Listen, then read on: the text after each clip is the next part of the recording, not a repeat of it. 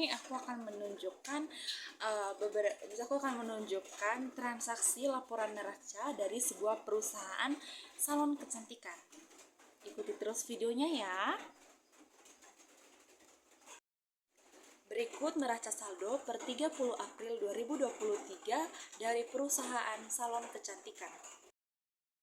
Oke berdasarkan transaksi di atas, kita akan membuat sebuah laporan keuangan, yaitu yang pertama, kita akan membuat laporan laba atau rugi. Nah, jadi yang pertama, pendapatan jasa pada transaksi dari perusahaan tersebut yaitu 20 juta, lalu biaya gaji 1 juta, biaya pemakaian perlengkapan 2 juta, dan biaya asuransi 3 juta, biaya listrik 500, dan biaya air 100, dan biaya air 100. Nah, dari biaya gaji ke biaya air, kita jumlahkan hasilnya, yaitu hasilnya 6.600. Lalu, 6.600 itu kita kurangi dengan pendapatan jasa, yaitu 20 juta dikurangi 6.600, hasilnya adalah 13.400. Nah, 6.600 yaitu jumlah biaya, yaitu semua biaya yang kita keluarkan dalam transaksi di atas, kita cantumkan dalam laporan laba rugi, lalu hasilnya jika sudah dikurangkan dengan pendapatan jasa, maka kita akan menemukan laba dari hasil transaksi tersebut.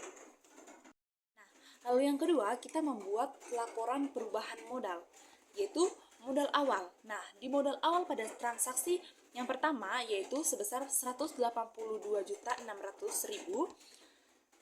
ditambahkan dengan laba yang sudah kita dapatkan dari laporan laba atau rugi, yaitu hasilnya 13.400. Nah, hasilnya itu kita tambahkan, yaitu modal awal ditambah dengan laba sesuaikan dengan rumus. Hasilnya adalah 196 juta.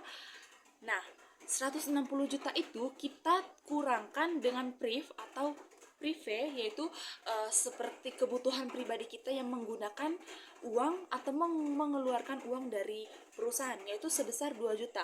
Lalu hasil dari modal awal ditambah laba dikurangi dengan priv, yaitu 196 juta dikurangi dengan priv 2 juta sama dengan 194 juta. Nah, 194 juta itu adalah modal akhir dari laporan perubahan modal atau dari transaksi yang kita buat. Itu modal akhirnya, Bes. Nah, lalu yang ketiga ada laporan neraca per 30 April 2023 dari salon kecantikan. Nah, ada terdapat harta sama dengan kewajiban. Nah, di harta kita menuliskan semua harta yang kita miliki dari perusahaan salon kecantikan tersebut, yaitu berupa kas, gedung, peralatan, perlengkapan, piutang, dan asuransi dibayar di muka. Lalu di kewajiban kita masukkan dengan modal akhir yang sudah kita dapatkan di laporan perubahan modal. Lalu bersama dengan utang kita ambil dari transaksi awal tadi dengan pendapatan diterima di muka. Nah, kas pada harta yaitu berupa 100 juta, sedangkan gedung berupa 80 juta, peralatan berupa 25 juta, perlengkapan sebesar 10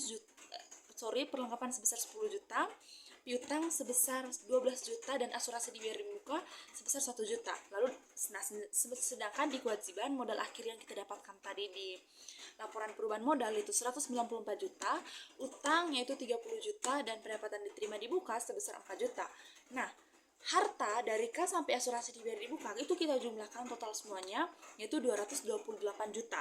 Nah, sedangkan kewajiban juga kita jumlahkan dari modal akhir sampai pendapatan diterima di muka yaitu sebesar 228 juta. Jadi hasilnya balance ya guys, atau seimbang harta dan kewajiban. Seperti itu, Bes. Oke, Bes, jadi itu dia berupa sedikit transaksi dari perusahaan salon kecantikan.